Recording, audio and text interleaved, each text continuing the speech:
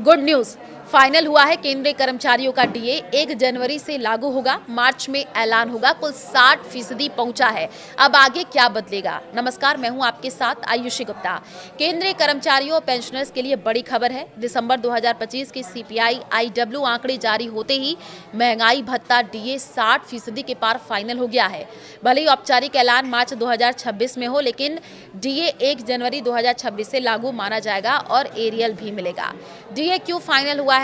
क्योंकि CPI IW 2016 equals to 100 दिसंबर 2025 में 148.2 पर स्थित रहा, जिससे 12 महीने के औसत के आधार पर डीए 60% से ऊपर निकल गया। महंगाई भत्ता किसी अनुमान से नहीं है, बल्कि एक तय फॉर्मूले से निकलता है। लेबर ब्यूरो हर महीने consumer price index for industrial workers CPI-IW जारी करता है।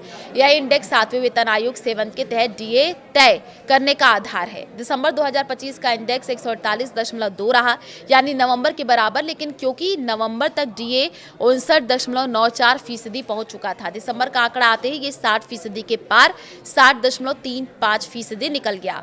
सरकार डीए को हमेशा निकटतम पूर्णांक यानी कि राउंड ऑफ करके लागू करती है, इसलिए अब 60% डीए तय माना जा रहा है।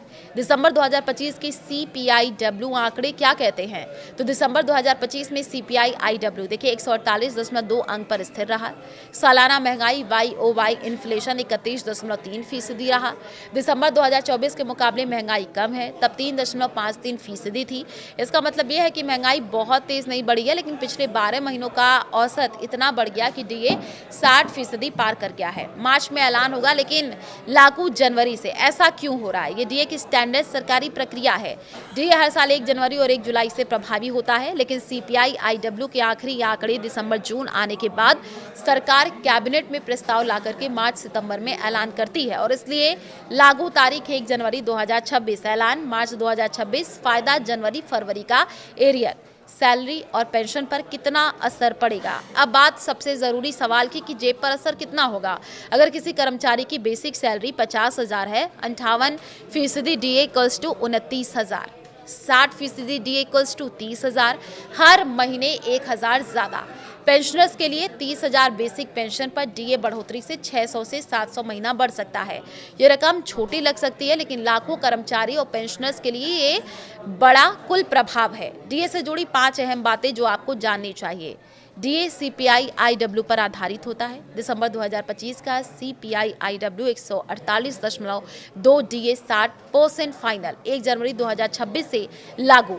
मार्च 2026 में सरकारी ऐलान प्लस एरियल। ये डीए क्यों खास है? ये सिर्फ एक और डीए बढ़ोतरी नहीं है। क्यों अहम है? 7वें वेतन आयोग के तहत 60% एक साइकोलॉजिकल लेवल है। पिछली बार 50% पार होते ही HRA स्ट्रक्चर बदला था। 60% के बाद भविष्य में पे रिसेट की चर्चा तेज होती है, यानी ये डीए बढ़ोतरी आगे की सैलरी पॉलिसी से भी जुड़ती है।